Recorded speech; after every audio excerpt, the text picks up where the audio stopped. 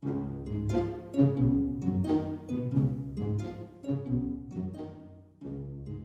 imagine a world in which the vast majority of people wake up every single morning inspired, feel safe wherever they are, and end the day fulfilled by the work that they do.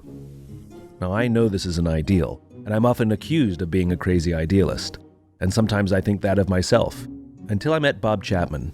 He has a company, Barry Waymiller, that actually does the things that I talk about. He's built a remarkable culture.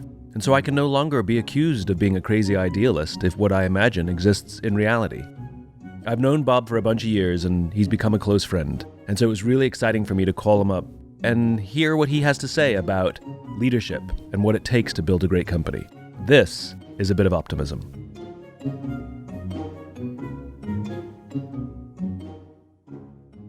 Bob Chapman, I can't tell you what an absolute joy it is for me to sit down and talk to you. You and I met 10 years ago. I received a letter from you that you were telling me that you'd saw my TED Talk and that you'd built a company that looks like what I was talking about. So I said, let's meet for lunch. And we met for lunch for an hour, and we got along so well that we both cleared our calendars for the rest of the afternoon. And here we are 10 years later. Yeah, I think we both walked in with no expectations. You just tolerated meeting with me because you were very busy. And I just went because intellectually it seemed kind of interesting. I had no expectation. That's what it was. And you said, I hear you, I love it, but I honestly don't believe it. You didn't believe what I said to you. And remember, Simon, you were the first external person that ever came in to look at our culture. I know. So you opened the door of our culture to the world. And I remember we went around the country and you said, go ahead and walk around and talk to anybody you want and ask them any question you like. And you didn't go with me. And what I saw, I was blown away. I saw this corporate culture where people cared about each other. There was love in the air. And I heard the stories of how they were treated at work and how they took care of each other. It was just mind-blowing. Yeah. The thing that I love about your company, Barry Waymiller, is you're a manufacturing company, good old-fashioned American manufacturing. You make large machines, the kinds of machines like when Kimberly-Clark, for example, needs a big machine to make toilet paper, your company makes that machine and sells it to industry. And so it's not a traditionally glamorous business. People think that, great cultures exist in Silicon Valley where you have, organic cafeterias and flat screen TVs everywhere. And when I ask you, what do? You say, we build great people to do extraordinary things. And it's your culture that you've committed to building, which then produces great product, great customer service, great everything else. But I love how you're so focused on your people. It's so special. And it's proof that you don't need a glamorous industry and you don't need big advertising and all this crazy stuff to build a remarkable place to go to work. Right. And the thing that I saw when I came to Philips in Green Bay was I saw perhaps the best example of the workplace that I imagined. Remember, that was the outcome, but that wasn't our intent. Our intent originally, awakened by the experiences I had, was we wanted to send people home feeling valued, fulfilled. We used the word fulfilled. I didn't realize, though, that when we set that goal of sending people home fulfilled, that they would in turn treat those around them the way they were being treated. So we found that caring is contagious. And so you saw something we didn't see, and our intent was not to create that. It was just to send people home feeling cared for so they could be good stewards at home. And again, astounding to me was we realized in this journey, after you opened the door to this, that the way we treat people at work profoundly affects the way they go home and treat people in their span of care. So if we're sending 88% of the people in this world home not feeling valued, what is a family unit like of children raised with parents who feel they work in an organization that doesn't care about them? So again, when we teach people how to be leaders, 95% of the feedback is how our leadership model affects their family. It's so true. When Washington University organizational development professors came out to interview me a few years back, and they sat down because they'd heard about our culture, and we talked for probably an hour and a half. At the end, these professors looked at me and said, you're the first CEO I've ever talked to that never talked about their product in the entire interview. I said, we've been talking about our product for the last hour and a half. Our product is our people, okay? We build great people. And I said, that is the key. We live in a society, where we have TGIF. Thank God it's Friday. I imagine a society where we have TGIM. Thank goodness it's Monday. We get back in a place where I feel valued. I get to contribute my gifts. I get to play the game of business with people. Again, number one source of happiness in the world is meaningful work in a company that you feel respected in. So we have discovered with your help that business could be the most powerful force of good in the world if they simply had the skill and the courage to care for the people they have the privilege of leading. That could be a powerful force of healing in this country. And I think such a powerful statement for some of the things that we're seeing happening in the world today. Right. The thing I wanted to talk to you about was loyalty. You know, I have deep loyalty to you. This is a very close 10-year relationship we've had. I consider you a close friend and mentor. But loyalty it seems to be, we don't see much loyalty these days in the workplace. People aren't loyal to their companies like they used to. The companies are definitely not loyal to their people. There seems to be this decline of loyalty. First of all, is that a problem? Is loyalty important? I wouldn't use the word loyalty, Simon. I would use the word trust and respect, because, you have what's called the circle of safety that you talk about that I learned. People used to feel safe in that circle, and people, as you have said, don't feel safe at work. They feel used for an economic goal, not human goal. Since the Industrial Revolution, business thought it was sole purpose was to create economic value through mass production, new technology, et cetera. And we had decades of that, but we never learned to do it for the right reason, which is human dignity. Yeah. Simon, I learned something in the last 6 months. A gentleman in Wisconsin who's a football coach read my book, wrote to me to meet with him. His name's Steve Jones. The winningest football coach in the history of Wisconsin, won 72 games in a row, 5 out of 6 state championships. They wanted to talk. And in the course, I said to him, how do you define winning in sports with your team? He said, we don't define winning. We talk about playing your position best for your colleagues. Go out and play your position well and let the outcome be the outcome. They never talk about winning. We actually had this coach, Steve Jones, do a video of him talking to his kids about how he defines playing your position well for your colleagues. And we use that in our leadership meeting, because rather than just saying, to make your bonus, to make your goal, you all need to do this. We try to bring that same sense. We're doing it for each other, not just for me. You're not doing it for your own career, playing your position well as quarterback or end. You're doing it for your colleagues. You're playing your position well for the benefit of the whole organization. And when we look at companies, if we look at just the self-interest, be a good accountant, be a good salesperson, you'll have a good career, you make good money. It's much more inspiring to go do it for everybody else. So, part of this COVID-19 shutdown, we say to every team member who's at home, remember, your position is not just yours. Your role is in the interest of everybody else. If we all play our position well, we will get through this together. So that was a big learning, because, I don't like winners and losers in sports. I remember using your skill. We're helping a school try and incorporate their why into athletics. And a coach came up to me and I said, well, how was your season? She said, oh, we lost in the semifinals. I said, I'm just curious. Why did you define your season as you lost in the semifinals? Why wouldn't you have said we had an incredible team and we made it all the way to the semifinals? Because in society, we have winners and losers. We're divided by issues, not united by purpose. And so remember, Simon, that statement that's on our wall in our building that says we imagine a society, these are your words, we imagine a society where people think of others first. I lament the fact and often say that if you go to the bookshop, there's an entire section called self-help, but there's no section called help others. Yeah, right. Because, it requires work. Yeah. These things, even though it's innate in all of us, selfishness is innate in all of us, but so is selflessness innate in all of us. And we can practice these skills. It's like anything else. It's like a muscle. You build it. The thing that I find fascinating also is you weren't always like this. No. This has been your own personal journey as well. And so I think a lot of people think that people either are this way or are not this way. But you're such a great example of any leader can change, which is what makes me optimistic, which is everyone can change the way they lead to create this world in which everyone matters. Was there one event that was a catalyst, or was it like a slow, steady thing that your conversion happened? 1997 was the first event when I had bought this company, and I watched people playing the game March Madness in the cafeteria, and they were having fun talking about which team won, whether they won $5 or $10 in the pool. They're having fun. And the closer they got to 8 o'clock, you could just see the fun go out of your body. Now, I didn't realize it at the time, but what was going on inside of my mind, my heart, was, why can't business be fun? Why do we call it work?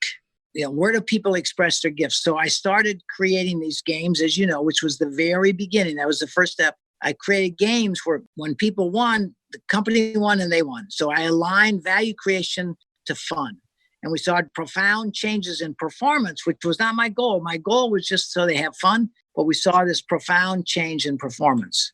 So that was the first thing. So I said, why can't business be fun? Then I realized that the church service, that the faith, which tries to create people of meaning and purpose, we only have people in a religion normally for 1 hour a week at most. And we have people in business for 40 hours a week. We are 40 times more powerful to impact people's lives than our faith. And so I realized that business could be the most powerful force for good. And then the culmination was where I realized that all 12,000 people that work for us around the world were not engineers, architects, machinists, assemblers, shipping clerks.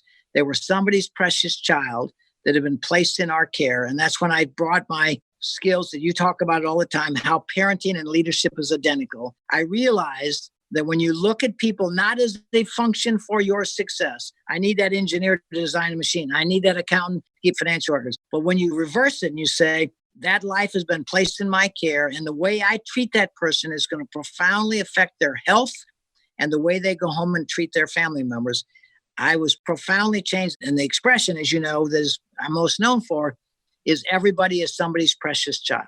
And that was the culmination of those three experiences. You and I believe that leadership is just like parenting, where people say this all the time. Well, I didn't get to choose my team. Well, you didn't get to choose your children. You still love them. Yeah. What in your experience, what have you personally changed in the way you used to lead versus the way you lead now when you started to see all of your employees as someone's precious child? Well, first of all, you have to go back to Cynthia and I have 6 kids. And back in the 70s, with 6 kids in my care, I didn't know how to be a good parent. And so we took classes on parenting, and we started, through Young Presidents Organization, others, to how can I be a good steward of these precious lives that have been blessed upon us? And through the 70s and 80s, as I continued learning about parenting and I was embracing leadership, all of a sudden one day I realized parenting and leadership is identical. What's parenting? The stewardship of those precious lives that come into our lives through birth, adoption, or second marriage that we all take very seriously. What is leadership? The stewardship of those precious lives of people that walk in our building all over the world, simply wanting to know that who they are and what they do matters, which is the same as parenting. So then we started getting ideas like, we know, Simon, that if you don't compliment a child 5 times more than you might suggest things they do better, that you are going to have an oppressed child. You are going to be hurting that child because they're not going to be able to receive the constructive advice if they don't feel valued. So that was the first thing, recognition and celebration, catching people doing things right. All those are attributes. Everything in our leadership model comes from parenting because it's identical. What do you want for your kids? You want them to be who they're intended to be and feeling good about whatever that is. What do you want for your 12,000 people? You want them to be who they're intended to be and feeling good about that so they can go home and be good stewards of kids. Remember, Simon, we have a society that is based upon money,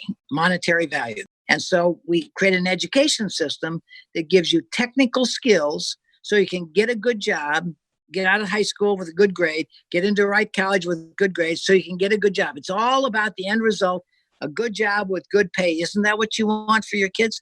And what we know for a fact is we don't give them human skills. We give them technical skills because the market wants. So our education system has become a skills factory, not a human factory where we prepare people to live lives of meaning and purpose. So until our schools start embracing the responsibility for human skills like empathetic listening, recognition and celebration, seeing people for their beauty, until our schools embrace the whole child, not just the mind of the child, but the whole child, you and I are going to have a full career trying to help people find the true north, the way that we are called to lead. Right before the pandemic, we had the lowest employment in 50 years. We were at peace in the world. People could change job, make good money, and we had an epidemic of anguish. This university presidents, Harvard, et cetera, told me that incoming students to our universities had the highest level of depression and anxiety ever, and they don't know what to do about it. Why? We have full employment. We have economic gains. We're at peace because people don't feel valued. They feel used, for somebody else's success. I have conversations with leaders about this, that they criticize this young generation when they start work, that they're not loyal, they're not engaged, they'll leave in 6 months or a year, and we don't want to invest too much in them because they don't stick around. And I try and explain that during the 80s and 90s, we saw this rise of selfishness, this rise of finite thinking, where planning became shorter and shorter term, goals became shorter and shorter term. We started to use people's livelihoods to balance the books, that even though we were profitable, we weren't profitable enough, so we just had a bunch of layoffs so we could meet our arbitrary projections. That all of these things started to really take hold and become the normal way of doing business in the 80s and 90s, and definitely were solidified in the 2000s. And so this young generation that was born in those years watched their parents lose their jobs through no fault of their own. That it wasn't a meritocracy. Their parents worked hard and cared about the company. Nothing that they did, the company missed their arbitrary projections, their parents were laid off. And this is what they saw. They saw companies giving their parents no care and no loyalty. And so they grew up being very, very cynical of leadership in business. Rightfully so, I would add. And so if leaders want their young people to be loyal and stick around and care about the company and be engaged, not just be looking for the next job, well, then to your point, show them a little love, show them a little care, let them know that they matter, and they'll stay for a long time. Companies like yours don't have a problem with young people leaving in 6 months or a year. People who join your organization want to stay, regardless of their age. Remember, I said to a dean of a major business school, I said, what is your vision for the 2 years you have these men and women in your care in an MBA program? He said, we don't have visions. We have beliefs that are on the wall. And I said, well, if you don't have a vision, how do you know what to teach? And he said, we teach what the market wants. I said to the dean, I said, you're just like me. You're in the manufacturing business. You get raw material, the best raw material you can, which is young men and women. You process them through a system, and then you sell them to the market. And if you get a good price for these kids, you must be doing a good job. So we are clearly self-destructing as a society in chasing of economic value, which we assume is happiness. And beyond a level of substance, there's no relationship between money and happiness. So Professor Chapman. Yes.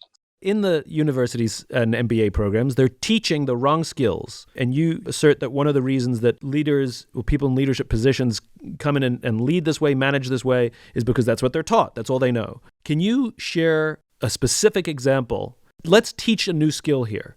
Like, share with me something that you do in your company that is the opposite and can have even a more powerful effect in the business. The single most important thing we have learned in our company is we need to teach people to listen to each other, which is the key to caring. I always thought when you cared for somebody, you went over and talked to them. It turns out when you care for somebody, you go over to listen to them with empathy, which is a teachable skill. And when we teach that in our business, it profoundly changes people's relationship when they feel valued.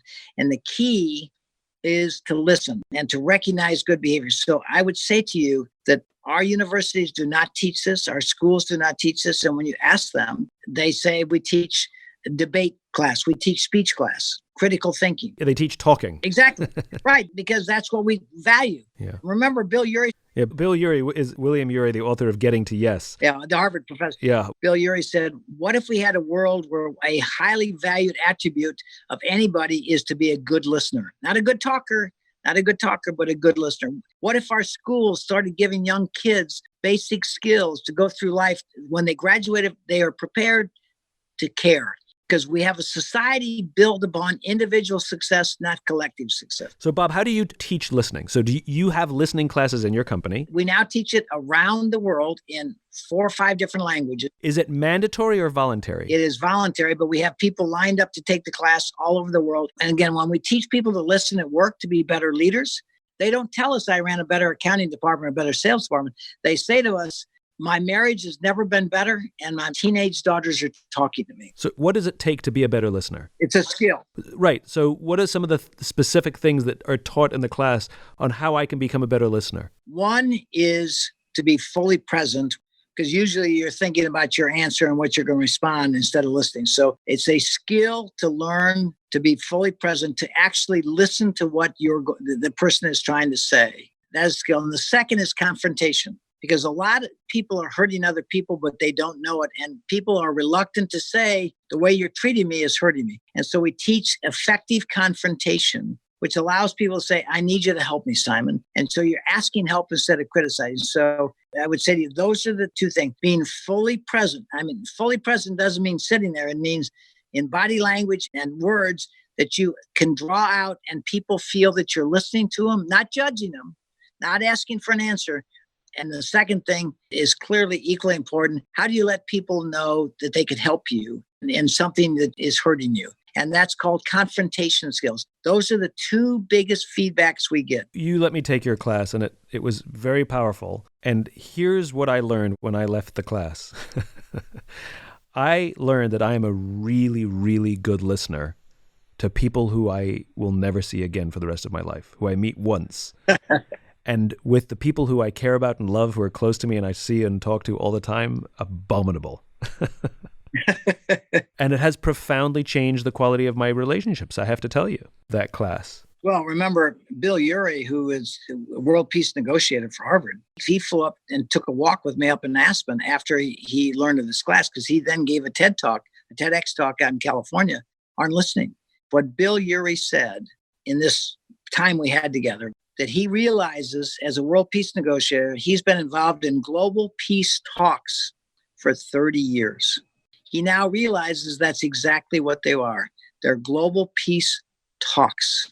The reason we have the issues we have in the world, in our governments, in our political system, in our family, is because we talk to each other, but we don't know how to listen to each other. And he said the reason we have conflict in all these environments is because we don't know how to listen.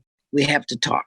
And if you look at our education system, we do not teach empathetic listening. It's so true. I mean, Bill says this. Bill says we have talk shows, but not listen shows. We have peace talks, Right. but not peace listens. Yeah, right. And at school, we're teaching speech and debate, but we don't teach listening skills. And isn't that part of the reason why Black Lives Matter is bubbling up right now, is there's an entire proportion of our country heard, Right. that doesn't feel seen, that doesn't feel understood. And isn't that what every human being on the planet fundamentally wants, regardless of who we are, what our politics are? Every one of us wants to feel seen, feel heard, and feel understood. Right. And in doing those three things, you feel cared for. Yeah. It is fundamentally, Simon, it is hard to care for others if you don't feel cared for yourself. And the key to feeling cared for is to be heard, to be listened to. And remember, the reason that we treat those closer to us is we already know what they're going to say, right?